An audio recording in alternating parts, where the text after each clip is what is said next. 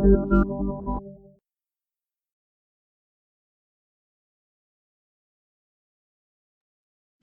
selamat malam semuanya. Perkenalkan, nama saya Nisabella Ainindya dari Departemen Hublu atau Hubungan Luar, Himpunan Mahasiswa Teknik Pengolahan Limbah, Kabinet Arkabinaya ingin mengajak bincang-bincang bersama organisasi kolaborasi bumi, yaitu tentang permasalahan lingkungan atau isu-isu tentang lingkungan.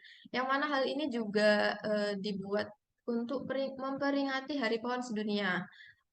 Nah, pada kesempatan ini saya nggak sendiri nih, tapi saya juga ditemani oleh narasumber sekaligus founder kita dari organisasi kolaborasi bumi. Untuk Kak Gita, halo, selamat malam Kak Gita. Halo, selamat malam semuanya. Apa kabar? Alhamdulillah baik nih. Untuk Kak Gita, gimana kabarnya? Baik, baik, sehat luar biasa. Syukurnya malam hari ini kita bisa ketemu ya. Jadi senang banget rasanya bisa ketemu. Iya, senang juga untuk ketemu Kak Gita pada kesempatan ini.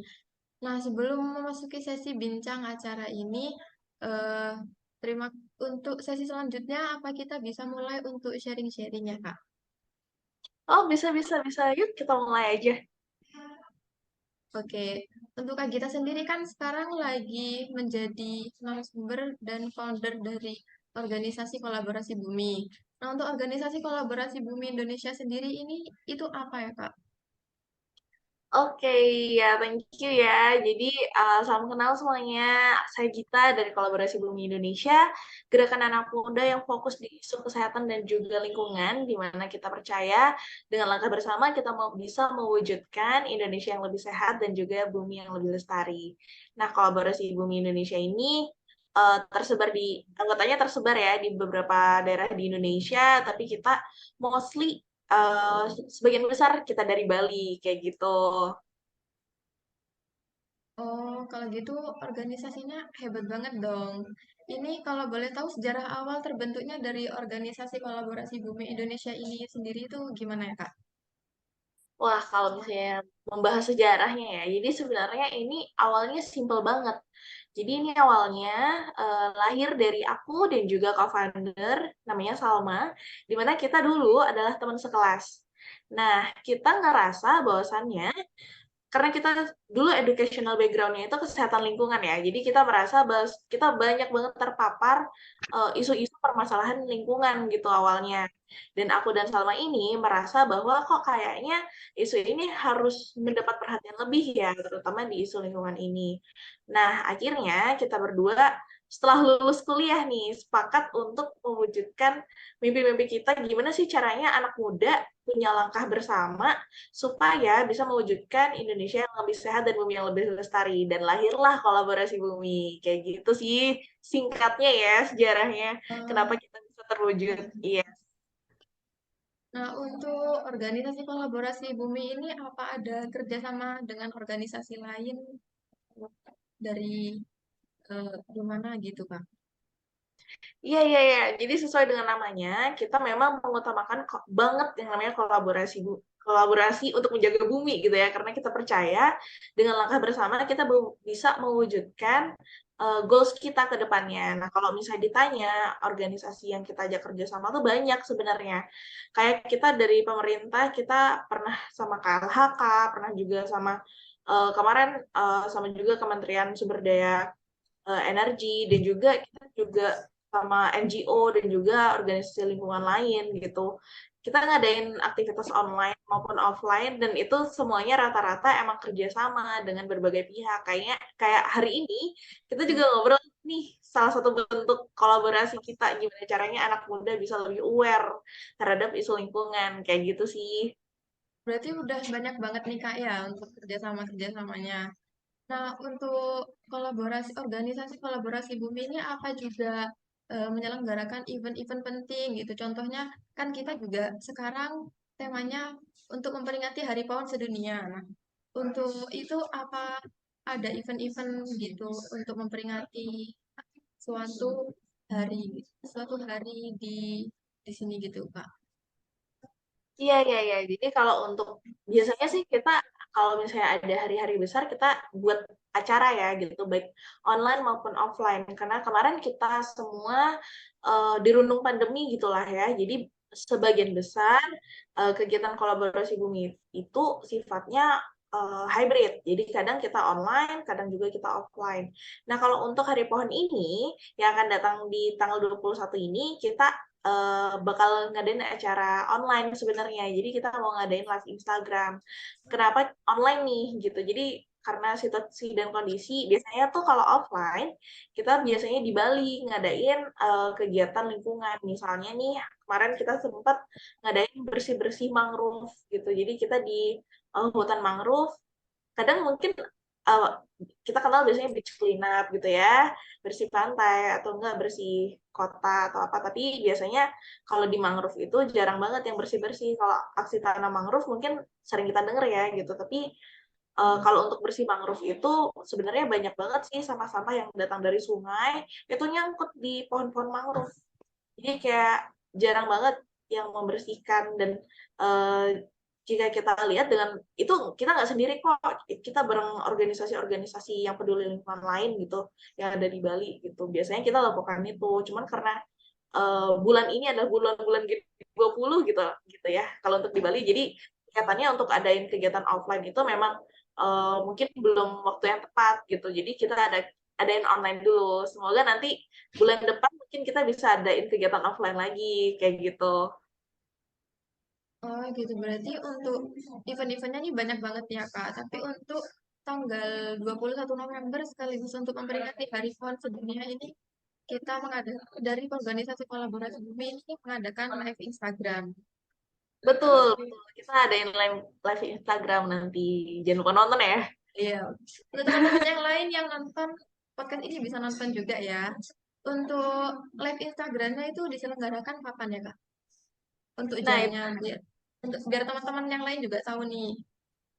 iya, iya, iya. Kalau misalnya jamnya kita sekitar jam 19 WITA atau 18 WIB gitu. Tapi masih kondisional ya, karena kita juga ketika podcast ini direkam, belum ada tanggal pastinya, apa, waktu pastinya gitu. Jadi Hmm. nanti teman-teman yang misalnya mau nonton, bisa nih mampir ke Instagram kita @kolaborasi bumi buat lihat nih kira-kira jam berapa sih ini jadinya, gitu sih. Nah, untuk tanggal 21 November ini kan dibuat atau diinisiasi oleh aktivis sama tokoh partai. Yang mana hal itu juga bisa dibuat untuk Partai Demokrat Amerika Serikat, yaitu Julius Starling Morton sebagai Hari Pohon Sedunia. Untuk Kak Gita sendiri, Hari Pohon Sedunia itu apa sih Kak? Maksudnya dari Hari Pohon Sedunia itu, menurut Kak Gita. Oke, jadi sebenarnya ini setahu aku dan dari beberapa sumber yang aku baca, memang lahirnya Hari Pohon Sedunia ini merupakan tonggak awal ya, tonggak awal untuk meningkatkan awareness masyarakat terhadap pentingnya si pohon ini gitu. Jadi dulu kalau nggak salah hadirnya Hari Pohon ini dikarenakan banyaknya kejadian deforestasi. Walaupun waktu itu, waktu lahirnya si Hari Pohon ini belum sebesar sekarang gitu ya, dampaknya belum sekerasa sekarang gitu ya. Tapi sebenarnya Hari Pohon ini penting banget ya untuk mengingatkan kita untuk sebagai refleksi kita bahwasannya hadirnya si pohon ini itu berdampak besar banget untuk kehidupan kita dan fenomena deforestasi ini sebenarnya bukan cuma sekedar hilangnya pohon, tapi itu juga mengakibatkan hal-hal lain gitu. Misalnya nanti ketika pohon makin turun, populasi pohon-pohon itu bisa menimbulkan pemanasan global dan nanti dari pemanasan global itu bisa menyebabkan perubahan iklim di mana itu juga akan berbalik kepada kita. Jadi sebenarnya Hari Pohon ini menurut saya sendiri adalah bagaimana kita memaknai hadirnya pohon bukan hanya sebagai estetika aja, bukan sebagai untuk biar rindang aja, tapi manfaat ke depannya gitu loh. Jadi Hari Pohon ini sebenarnya supaya orang-orang lebih aware nih terhadap hadirnya pohon, manfaat pohon, dan gimana meningkatkan semangat kita untuk melakukan reboisasi. Kayak gitu sih kalau menurut aku. Nah, untuk Hari Pohon sendiri kan berarti ini juga merupakan suatu hari penting ya Kak, tapi juga di Indonesia itu juga mulai mengadopsi perayaan ini sejak tahun 2012. Nah, untuk hal itu apa bisa dikatakan sebagai bukti bahwa Indonesia juga serius dalam hal melestarikan lingkungan hidup secara nasional atau bahkan di dunia gitu Kak. Menurut Kak Gita gimana? Ya, kalau menurut aku sendiri sih, ya ini adalah salah satu perwujudan bagaimana Indonesia saat ini sudah mulai untuk melestarikan lingkungan sebagai bentuk kepedulian ya, kepedulian Indonesia dalam melestarikan lingkungan hidup gitu.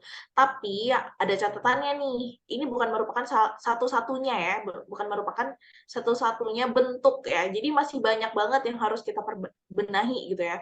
Bukan hanya dari segi merayakan sebuah hari gitu ya. Hari pohon sedunia bukan cuma di hari pohon aja nih kita harus aware terhadap isu ini, tapi juga di hari-hari lainnya gitu loh. Jadi ini cuma sebagai pengingat aja sih kalau menurut aku dan Indonesia kalau bisa kita ngomongin Indonesia nih ya, udah mulai menjalankan Hari Pohon ini udah merupakan salah satu langkah gitu ya, salah satu langkah untuk mengingatkan bahwasannya memang pohon ini penting adanya dan ini merupakan tonggak kalau menurut saya untuk langkah-langkah lainnya, misalnya regulasi terkait deforestasi juga bagaimana meningkatkan semangat masyarakat dan kaum muda terutama sih ya untuk melestarikan lingkungan. Itu sih kalau menurut aku.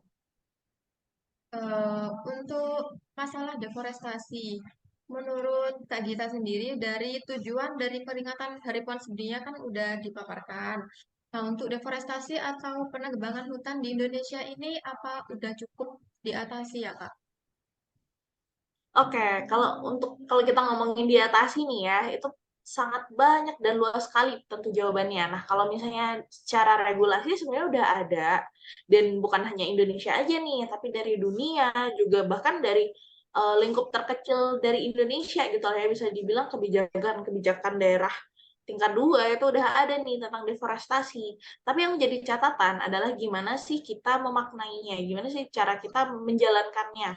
Apakah masyarakat siap untuk sama-sama menegakkan regulasi ini? Nah, itu aja sih sebenarnya kalau secara regulasi sebenarnya udah bagus, udah ada. Cuman sekarang bagaimana kita menerapkannya aja sih, itu yang masih PR sih kalau menurut aku. Jadi kalau misalnya bilang diatasi atau belum, sebenarnya mungkin belum sepenuhnya diatasi banget ya gitu, tapi secara regulasi udah ada dan sekarang tugas kita nih untuk meningkatkan pengetahuan tentang regulasi ini dan juga gimana kita menegakkannya kayak gitu sih kalau menurut aku. Nah, untuk itu kan jadi perlu untuk masyarakat Indonesia lebih diberi kesadaran dan kepedulian untuk lingkungan. Untuk memberi kesadaran sama kepedulian ke masyarakat tentang pentingnya pemulihan kerusakan sumber daya hutan sama dan lahan. Apakah itu juga salah satu dari tujuan diperingati Hari Pohon Sedunia ini ya, Kak? Yes, kalau menurut aku iya banget gitu ya. Kenapa? Karena ibaratnya kalau hari pohon itu kita mengingatkan sesuatu kepada orang banyak gitu. Jadi, oh oke sekarang diperingati Hari Pohon. Jadi kita bisa refleksi nih, kemarin-kemarin udah ngapain aja ya? Aku sama lingkungan udah ngapain aja ya gitu. Jadi kalau misalnya kemarin kemarin ngerasa wah kontribusi aku terhadap lingkungan kurang nih gitu. Jadi sebenarnya itu bisa diingetin di Hari Pohon ini kayak gitu dan juga ini juga bisa menjadi momentum ya, momentum untuk kita-kita yang mau berkontribusi pada lingkungan. Bisa nih, wah ada momentum Hari Pohon, gimana kalau kita ngadain reboisasi gitu. Jadi kayak hari ini sebenarnya bisa jadi istilahnya hari penggugah ya, penggugah kita untuk melakukan action gitu. Nggak mungkin sulit bagi orang ya untuk melakukan action rutin gitu ya. Dan Ya. kita ada yang by momentum momentum aja gitu ngikutin apa, tapi nggak apa-apa. Itu merupakan salah satu langkah kalau menurut saya ya, itu merupakan salah satu langkah untuk menjadi sesuatu yang rutin gitu. Mungkin kita belum pernah nanam pohon nih, ada hari pohon, kita mulai ikut kegiatan reboisasi, ketagihan gitu. Jadi sebenarnya ini bisa memicu gitu, gitu kalau menurut aku ya. Kayak gitu sih. Jadi kalau misalnya apakah itu merupakan salah satu tujuan hari pohon? Iya sih kalau menurutku. Nah, jadi eh, perlu diadakan kepedulian kepada masyarakat tentang menanam pohon. terus juga untuk sebagai Hari Pohon ini itu kan juga jadi tujuan ya Kak. Nah, Iya. dari kalau misal eh, kurangnya pohon di Indonesia kan juga bisa bikin berbagai masalah gitu.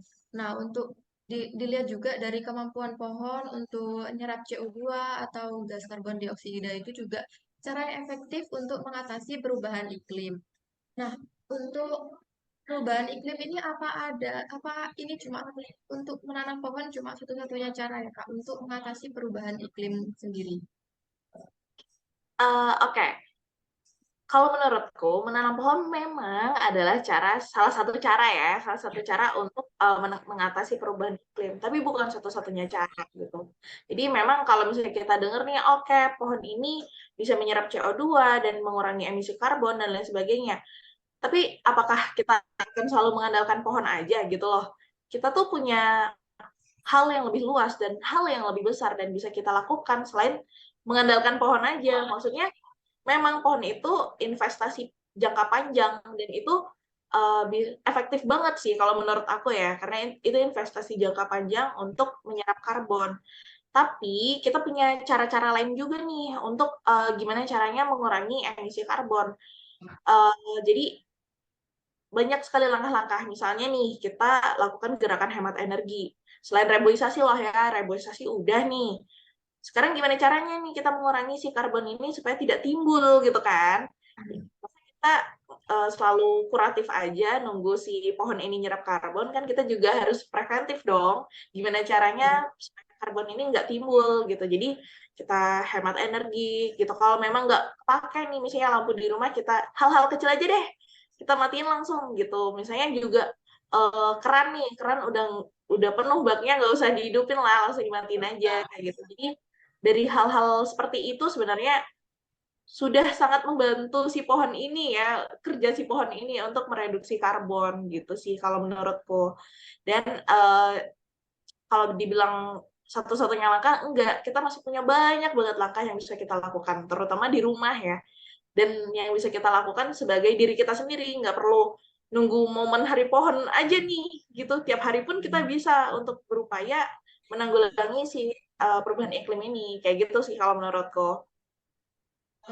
Iya, kita kan juga udah baru aja ngomong tentang perubahan iklim. Untuk perubahan iklim sendiri ini apa sih perubahan iklim itu? Terus penyebab utama dari perubahan iklim itu apa sih? Kalau menurut Kak Gita itu gimana ya Kak?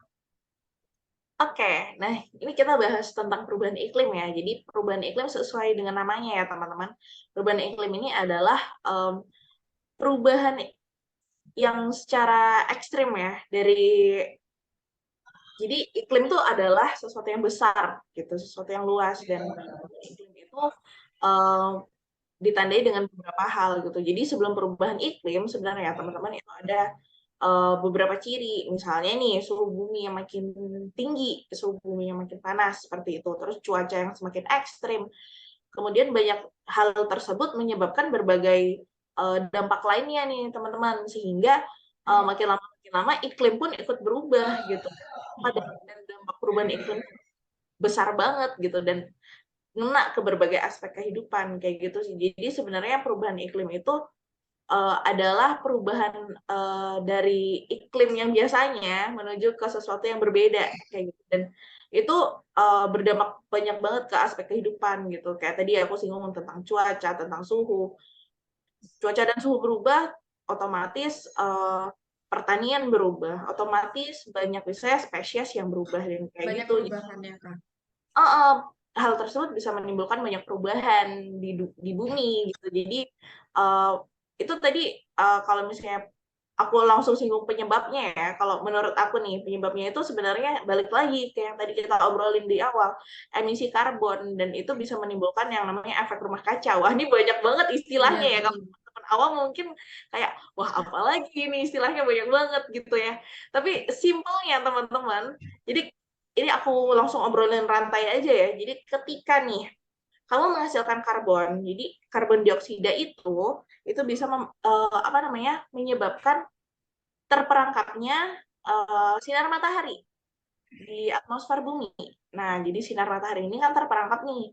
Nah, jadinya kita makin lama makin panas. gitu, atmosfer masih makin panas gitu. Karena biasanya sinar matahari yang terperangkap nggak sebanyak itu. Nah, karena kita punya banyak karbon dioksida gitu ya, atau gas-gas rumah kaca bisa kita bilang, nggak CO2 aja sih teman-teman, tapi ada berbagai macam gas yang masuk ke dalam gas rumah kaca gitu ya.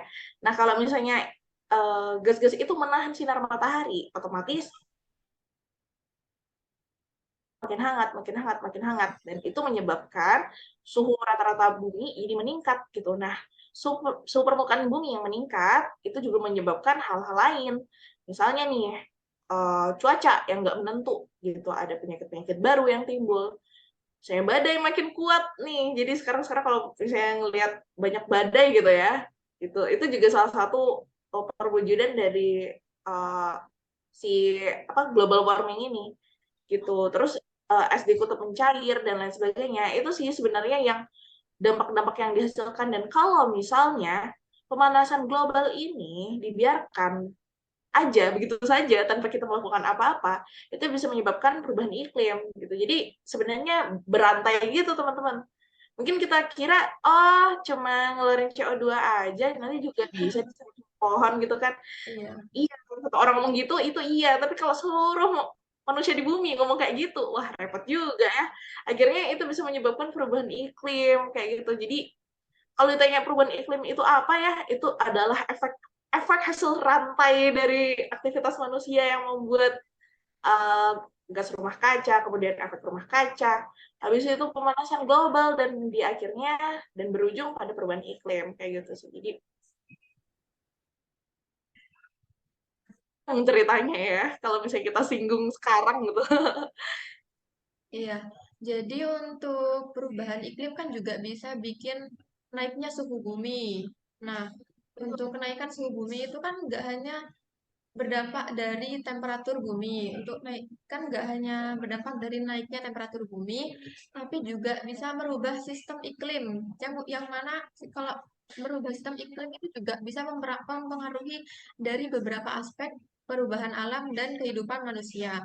Nah, untuk aspek-aspek itu apa juga bisa berdampak dari naiknya suhu bumi ya, Kak?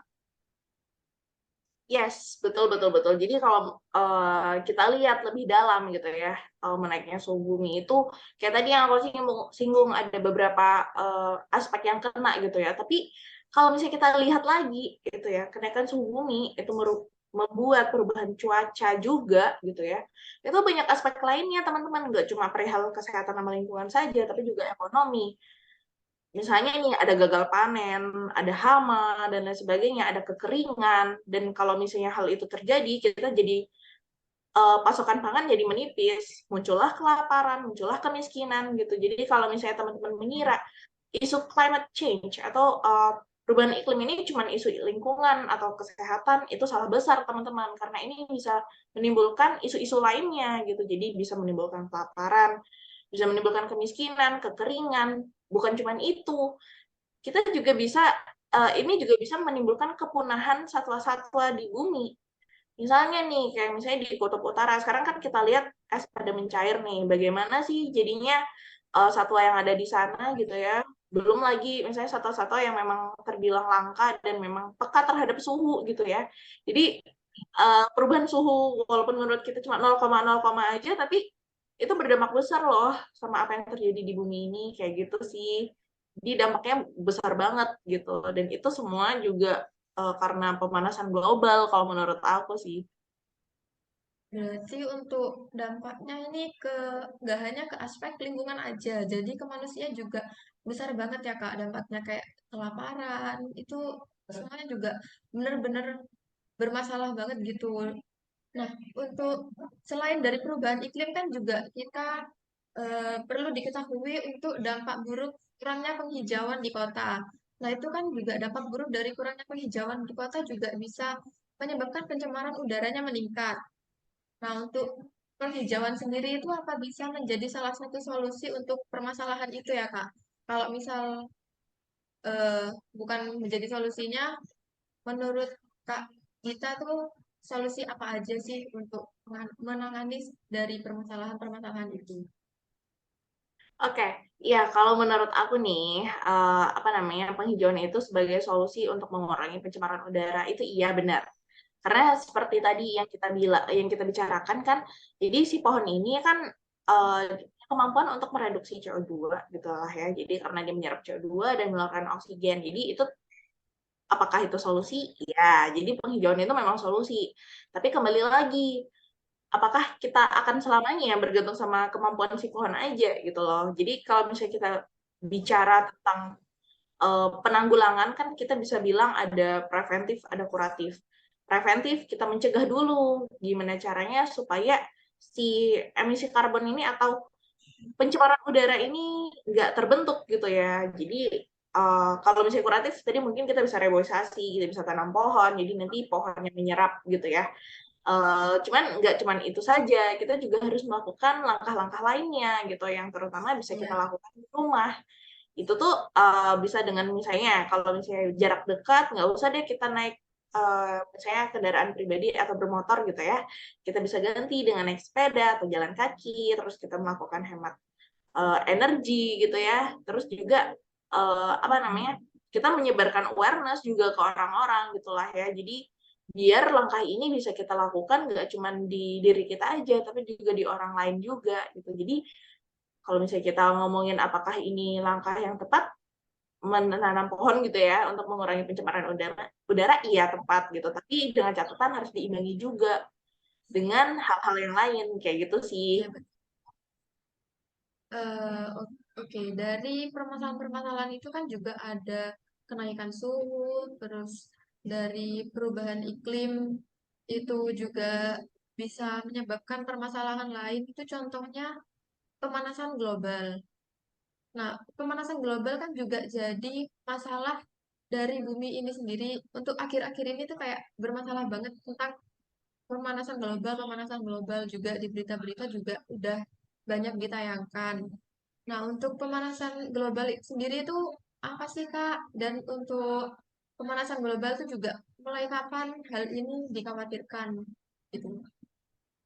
Oke, pertanyaannya menarik ya. Jadi kalau misalnya kita tadi udah bahas gimana ya. Jadi pemanasan global itu singkatnya adalah kenaikan suhu bumi gitu ya. Bukan cuma suhu daratan saja, tapi juga atmosfer, juga lautan gitu. Dan itu peningkatan itu menimbulkan hal-hal lainnya dan itu disebabkan oleh yang tadi emisi dan gas rumah kaca gitu yang menyebabkan bumi makin hangat. Dan itu juga disebabkan oleh salah satunya juga menyebabkan lubang pada ozon gitu. Jadi ozon itu kan yang kita tahu adalah istilahnya pelindung bumi lah ya dari radiasi sinar matahari dan kalau itu bolong ya makin-makin lah. Jadi bumi makin panas lagi gitu kan.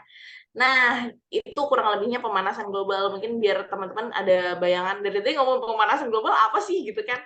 Nah, terus sejak kapan nih pemanasan global itu mengkhawatirkan kita gitu ya. Jadi Iya. sebenarnya berdasarkan yang aku baca sebelumnya, itu pemanasan global itu mulai dilirik itu sekitar tahun 1800-an. Jadi waktu itu industri di bumi, di dunia gitu ya, lagi gencar-gencarnya gitu. Jadi revolusi industri sehingga mulailah ada deforestasi makin besar. Habis itu apa namanya? Polusi mulai muncul, mulai dibangun industri-industri kan gitu. Jadi mulai dari sana mulai dilirik lah apakah dengan hadirnya industri ini bisa berdampak buruk bagi lingkungan atau bumi gitu kan timbul Iya. pertanyaan setelah dilihat iya dong ternyata itu bisa bikin bumi makin panas gitu jadi mulai dari 1800-an lah ya kalau bisa aku bilang. Jadi dari pemanasan global kan juga banyak banget dampaknya.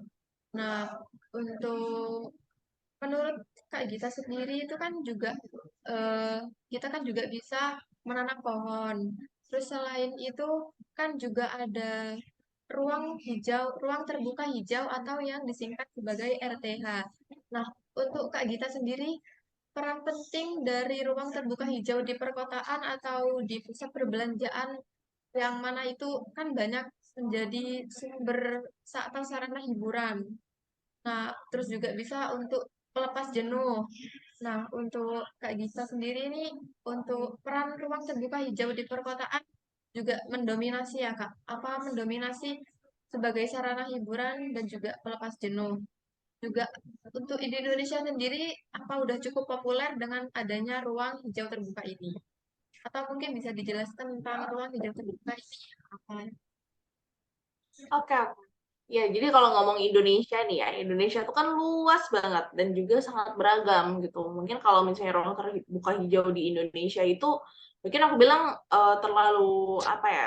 Indonesia terlalu beragam kalau misalnya kita generalkan gitu ya. Tapi kalau misalnya kita ngelihat perkotaan, mungkin aku bisa kasih opini terkait hal ini. Jadi ruang terbuka hijau di perkotaan itu sebenarnya salah satu solusi juga ya, karena kita ketahui nih makin namanya juga kota ya, padat gitu ya, dan uh, setahu aku memang harus ada ruang terbuka hijau di daerah perkotaan, di mana ini bukan hanya sekedar uh, ibaratnya untuk kayak tadi hiburan atau pelepas jenuh, tapi juga ada manfaatnya kan, karena itu ruang terbuka hijau itu juga tempat banyak pohon sehingga diharapkan bisa menyerap karbon dioksida di perkotaan yang bisa dibilang lebih banyak daripada di pedesaan kayak gitu. Ya, jadi kalau menurut aku perannya penting banget ya, khususnya di perkotaan gitu. Nah, apalagi kalau sekarang kita lihat deforestasi makin lama makin hari makin meresahkan gitulah ya. Dan harapannya dengan ruang terbuka hijau ini apa namanya bisa menjadi salah satu angin segar gitulah ya. Bahwasanya kota juga bisa punya apa ya punya ruang untuk pohon gitu. Jadi apa namanya nggak perlu yang hutan rimba atau gimana kita punya kok apa tempat ruang terbuka hijau gitu ya supaya ada pohon-pohon lah ya kalau di perkotaan dan sekarang PR-nya tuh adalah gimana caranya menarik orang-orang supaya mau ke ruang terbuka hijau ini mungkin kalau misalnya kita generalisasi nggak bisa ya karena ada beberapa orang juga yang senangnya emang main ke ruang terbuka hijau tapi ada juga yang senangnya ya udah main ke mall atau enggak ya udah nggak usah ke tempat-tempat alam gitu ada tipe-tipenya gitu ya.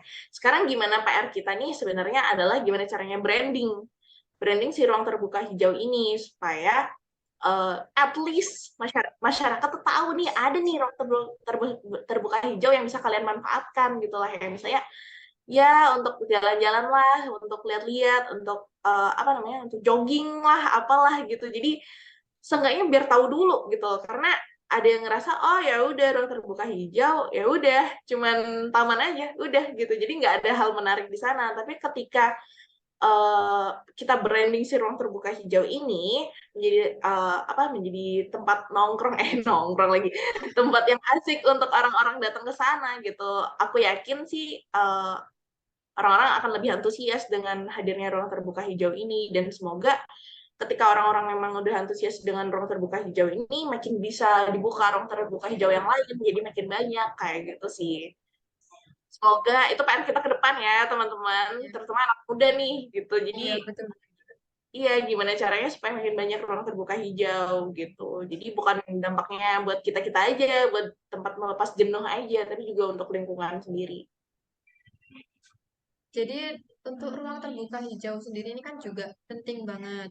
Nah, untuk itu kan di samping dengan adanya ruang terbuka hijau untuk peran masyarakat mengatasi permasalahan akibat dampak kerusakan dari sumber daya hutan dan lahan ini apa ya Kak untuk peran masyarakatnya? Oke, jadi kalau misalnya peran masyarakat tuh besar banget ya, besar banget. Yang paling bisa dilakukan masyarakat kalau menurutku adalah mengkawal. Kita bisa mengkawal teman-teman. Di sini walaupun mungkin kita ngerasa apa sih kita masyarakat umum nggak punya power, kita nggak bisa mengambil peran besar untuk deforestasi dan lain sebagainya itu salah. Kita bisa mengkawal teman-teman. Ketika kita tahu nih, misalnya di daerah kita ada misalnya penebangan hutan secara liar gitu, kita bisa membuka suara di sana. Jadi perannya tuh sangat besar sebenarnya peran kita sebagai masyarakat lah ya gitu sebagai masyarakat dan juga kita juga punya peran lain yaitu meningkatkan awareness ketika orang-orang udah mulai terbuka matanya terkait isu ini gitu, kita bisa melakukan langkah bersama untuk mencegah penebangan hutan secara liar. Kita bisa melakukan kegiatan yang bermanfaat, misalnya nih reboisasi atau misalnya kayak tadi yang dilakukan kolaborasi bumi, mungkin kita bisa bersih-bersih di hutan mangrove gitu kan, bersih-bersih kita bisa melakukan kegiatan-kegiatan yang emang mengurangi emisi karbon gitu. Dan langkah yang paling sederhana banget ya untuk mengurangi emisi karbon ini sebenarnya dengan makan sampai habis. Mungkin orang-orang mikir apa hubungannya makan sampai habis sama kontribusi kita terhadap emisi karbon. Iya, karena sampah organik itu bisa menimbulkan gas-gas rumah kaca gitu. Jadi ketika kita nggak habis makan nih, sisa makanan kita itu bisa aja menjadi gas-gas rumah kaca yang nantinya bisa merusak ozon dan bisa menimbulkan pemanasan global. Jadi kalau misalnya kita pikir sesuatu harus kita lakukan secara langkah besar gitu ya, kita harus melakukan penanaman 1.000 pohon baru bisa berkontribusi terhadap lingkungan.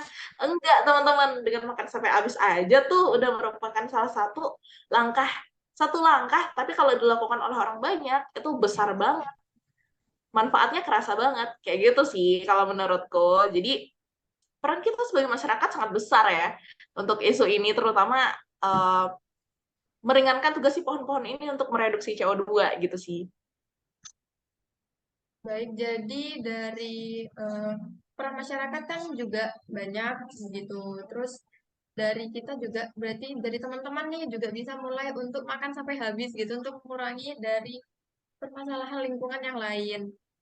Nah, untuk Kak Gita sendiri mungkin ada saran atau pesan untuk mengenai Hari Pohon Sedunia ini.